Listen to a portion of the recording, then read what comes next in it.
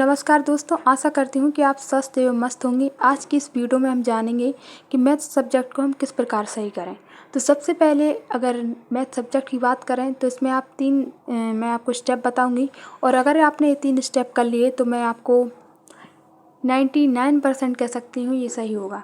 परंतु सही तभी होगा जब आप इसे खुद से मेहनत करेंगे। देखिए, बताने के लिए तो सारा यूट्यूब पड़ा है, यूट्यूब में कई वीडियो आपको मिल जाएंगी हज़ारों कि मैथ को कैसे सही करें, परंतु मैथ तभी सही होगी जब आप खुद से निर्णय लेंगे कि हाँ, और खुद से मेहनत करें कि मुझे ये सही करनी ही है। तो जैसे इसमें मैथ के बारे में अगर 3 स्टेप की ओर ध्यान दें तो पहला स्टेप है कि सबसे पहले अपना सिलेबस कंप्लीट कीजिए। देखिए, अगर आपका सिलेबस कंप्लीट नहीं है और आप मैथ में मॉक लगाए जा रहे हों तो मुझे नहीं लगता वो सही। हाँ, मॉक लगाने चाहिए, परंतु मॉक तब लगाने चाहिए जब आपका सिलेबस कंप्लीट हो। और जैसे मॉक लगाएं तो उनका तरीका भी अलग होता है। तो पहला स्टेप क्या है, सिलेबस सही करो। सिलेबस को बड़े ही अच्छे से सही करें, ऐसा नहीं थोड़ा बहुत ऊपरी ऊपरी पढ़ लिया और ख़त्म। नहीं, 6 महीने लग रहे हैं सिलेबस के लिए, 7 महीने लग रहा है, लगाइए। लेकिन जब अगर आप शुरुआती तौर पर हैं तो 6-7 महीने लगेंगे, लेकिन अगर आपने बेसिक पढ़ा तो आपके मुझे नहीं लगता 6-7 महीने और कम ही समय लगेगा उसके लिए। तो सबसे पहले बात करें तो सिलेबस को अब बहुत से लोग बोलते हैं कि सिलेबस करें किससे ख़त्म। जैसे मान लीजिए बहुत से कोचिंग जाते हैं तो ऑफलाइन कर लेते हैं, लेकिन जो ऑनलाइन कोचिंग लिए, मतलब जो कोचिंग ऑफलाइन नहीं कर पा रहा है ऑनलाइन, तो ऑनलाइन में आप अपनी समझ के अनुसार टीचर को ढूंढें। ये नहीं कि किसी ने ये बता दिया तो ये पढ़ने लगे। देखिए, जो टीचर हमारे क्वेश्चनों को समझ पाए और हम टीचर को समझ पाएँ, उस टीचर को आप पकड़ें, उस टीचर के द्वारा पढ़ें। ये ज़रूरी नहीं है कि कोई कह रहा है इसके ये बहुत अच्छा पढ़ाता, इसके इतने सारे सब्सक्राइबर हैं, तो कोई कह रहा कुछ। तो देखो, पढ़ाने के लिए, सिखाने के लिए कोई भी सिखा सकता। उसकी कोई वो नहीं रहता कि इसके सब्सक्राइबर हैं तो वो अच्छा पढ़ा लेता होगा, और नहीं है तो वो नहीं पढ़ा पाएगा। तो आपको अपने अनुसार टीचर को ध्यान में रखकर पढ़ाई करनी है। सिलेबस को बड़े अच्छे से ढंग से करना है, और जिसकी तैयारी कर रहे हो उसका सिलेबस अपने सामने कॉपी पे चिपकाइए और फिर उसके बाद करिए। तो ऐसे करना है आपको सिलेबस कंप्लीट। सिलेबस होने के बाद जैसे आपका सिलेबस हो गया तो एक तो ये उन विद्यार्थियों के लिए है जो 12th पास हुए हों, नॉर्मल मतलब शुरू के लिए तैयारी कर रहे हैं शुरू से। लेकिन अगर ऐसे विद्यार्थी जिनकी जो तैयारी के तौर पर हैं फिर भी मैथ में नंबर कम आ रहे हैं, उनका सिलेबस हो चुका है, तो वो क्या करें, सिलेबस प्लस मॉक टेस्ट तो आपको मैथ के रोज़ ही लगाने हैं। मॉक टेस्ट का एनालाइज बड़े ढंग से करना है। जैसे मान लीजिए आपको एक क्वेश्चन नहीं आया प्रॉफिट लॉस का, प्रॉफिट लॉस में कोई टाइप होगा, उस टाइप का नहीं आया तो वो टाइप पढ़िए, ना कि पूरा चैप्टर उठा के पढ़ने लगी। मॉक लगाइए, मॉक में क्या करना है, आपको टाइप पढ़ना है, जो गलत हुआ उस टाइप को इतने अच्छे से कर लेना है कि जब दूसरी बार अगर हमारा मौका आया तो उसमें वो वाला क्वेश्चन गलत ना होना चाहिए, और चाहे हो जाए। तो इस प्रकार पढ़ना है। तो ये हमारी सिलेबस की बात हो गई, और प्लस मॉक की भी थोड़ी थोड़ी हो गई। अब बात हम करते हैं प्रैक्टिस। तो प्रैक्टिस ये मॉकी के अंतर्गत आती है। सिलेबस, प्रैक्टिस और लास्ट क्या है, सिलेबस, प्रैक्टिस और लास्ट है रिवीजन। आपने जैसे मॉक लगाया, मॉक में कुछ गलतियाँ हुई, उन गलतियों को एक कॉपी में नोट कर लिया, उन नोट का रिवीजन करना है आपको।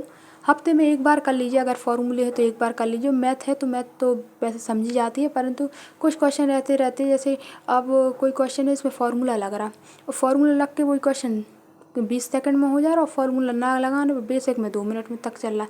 तो क्या अच्छा समझेंगे आप, याद करना, रिवीजन करना फार्मूले से या फिर घंटों तक बेसिक से। तो इसलिए थोड़ा अगर कॉपी उठा के देख लेंगे तो कुछ ज़्यादा समय नहीं जाएगा, एक बार एक नज़र मारनी है उस पर और याद हो जाएगा। तो क्या स्टेप पड़े, सिलेबस, प्रैक्टिस एंड रिवीजन, ये 3 चीज़ें अगर आपने कर ली तो आपकी मैथ हो जाएगी कंप्लीट। और क्या करना है, मैथ के रोज़ ना रोज़, जैसे मैं अभी रोज़ के रोज़ 50 क्वेश्चन रोज़ लगाती हूँ, तो आपको जैसे आप शुरुआती तौर पे तो 10 लगाइए, धीरे धीरे 20, 25 एंड देन 50 तक पहुँचिए। तो ये स्टेप भी काफ़ी अच्छा रहेगा। सबसे ज़्यादा मैथ तो प्रैक्टिस ही की होती है, अगर प्रैक्टिस नहीं कर रहे तो आप मैथ को भूल जाइए। प्रैक्टिस के अलावा मैथ में ऐसा कुछ नहीं है, सबसे पहले समझिए, प्रैक्टिस कीजिए एंड देन रिवीजन। तो ये 3 चीज़ें हैं, और 3 चीज़ें अगर आपने कर ली तो मैंने आपको बताया कि मैथ में आप में काफ़ी इम्प्रूवमेंट होगा। अब मैं ऐसा तो कह नहीं सकती कि ये वीडियो देख लो तो आपका पूरी मैथ ख़त्म हो जाएगी, ऐसा कुछ नहीं होगा। जब तक आप खुद मेहनत नहीं करेंगे तो मेरी वीडियो क्या कोई और भी लेके आ जाए, उसकी वीडियो से भी कोई काम नहीं होगा। ऐसा नहीं कि आज पढ़ लिया, 10 दिन पढ़ लिया, नहीं, आपको महीनों तक इसकी प्रैक्टिस करनी पड़ेगी, तब मैथ सही होगी। ये तो बस एक ज़रिया है कि मैं इससे बता रही हूँ कि ऐसे ऐसे अगर आप चलेंगे तो इसको सही कर सकते हैं, और मैथ उसी की सही होगी जो इसको लगातार महीनों तक, जैसे सालों तक तो नहीं कह सकते, जस्ट 6 महीने तो आपको ऐसा कुछ करना पड़ेगा अगर आपकी थोड़ी सी भी मैथ नहीं है। लेकिन अगर आपकी थोड़ी है तो 2-3 महीनों में आपको कुछ असर इसमें दिखाई देगा। तो ऐसा हमारी हम मैथ की प्रैक्टिस करेंगे। अब मैथ की प्रैक्टिस के बाद आप ये भी मैं आपको कुछ बताना चाहती हूँ, जैसे मेरी बहुत सी मतलब लड़कियों से बात होती है पढ़ाई के बारे में, तो मैथ सब्जेक्ट के बारे में जब बताती हैं तो वो कहती हैं मेरी मैथ ही सही नहीं है, मैं मैथ को कैसे सही करूँ।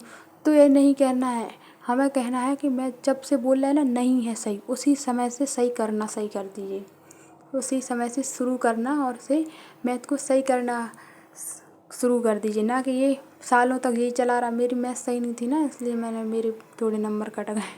तो ये नहीं करना है, हमें ये करना है कि जिस सब्जेक्ट की वजह से मेरे नंबर कट रहे हैं उस सब्जेक्ट को ऐसा करना है कि दूसरी बार ना कटें। क्योंकि आपके थोड़े थोड़े कोई एक एक पॉइंट एक एक नंबर से रह जाता है और आपके क्वेश्चन 5 नहीं बनने मैथ में, तो फिर आप कहाँ से आगे होंगी।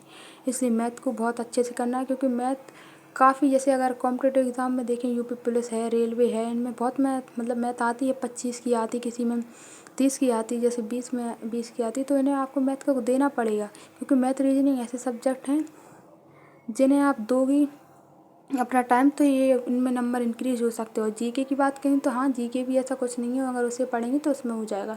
बस पढ़ना सही ढंग से आना चाहिए। कोई सब्जेक्ट ऐसा नहीं है कि हमें नहीं आएगा, हम अगर कुछ भी करने को जाएंगे तो वो पूरा ही होगा। हार तो नहीं मानना है कि नहीं हमसे ये नहीं होगा, वो नहीं होगा। तो सबसे पहले आपने अगर मेरी तीनों बातों को फॉलो किया, अगर आप चाहें तो ऑनलाइन मॉक लगाइए, जैसे टेक्स्ट बुक है या फिर अदर जो आपको अच्छा लगे, ज़रूरी नहीं है टेक्स्ट बुक, जो प्लेटफॉर्म अच्छा लगे वो। तो ये हो गया, तो उस पर मॉक लगाइए तो आपकी प्रैक्टिस बनी रहेगी। क्योंकि आपको खुद पता है कि प्रैक्टिस ही ज़्यादा है मैथ में। मैं एक ही बात पे ज़्यादा फोकस कर रही हूँ, वो भी प्रैक्टिस। तो आपकी इस तरह मैथ सही होगी। मैथ के अलावा अब मैं जानना चाहूँगी कि आप मेरी कौन सी वीडियो को मतलब बताना चाहेंगे, कौन सी वीडियो बनाऊँ मैं नेक्स्ट वीडियो में। और इसके अलावा अगर आपको कोई भी गाइडेंस हो UP police, UPSI and other exam की, तो आप कमेंट करके बताइएगा, मैं इस वीडियो को ज़रूर बनाऊंगी। और जो अगर आपको थोड़ी भी हेल्पफुल लगे ये कि हाँ इससे थोड़ा सा इम्प्रूवमेंट हुआ मेरे अंदर, तो सब्सक्राइब कर दीजिए, अच्छा ही होगा। धन्यवाद, मिलते हैं नेक्स्ट वीडियो में। और नेक्स्ट वीडियो में जब मिलेंगे तो आशा करती हूँ कि आप में कुछ बदलाव मैथ और जीके के प्रति मुझे भी मिले, जिससे मेरी ये वीडियो या कहें मेरा ये समय जो मैंने आपको दिया वो कारगर साबित हो। धन्यवाद।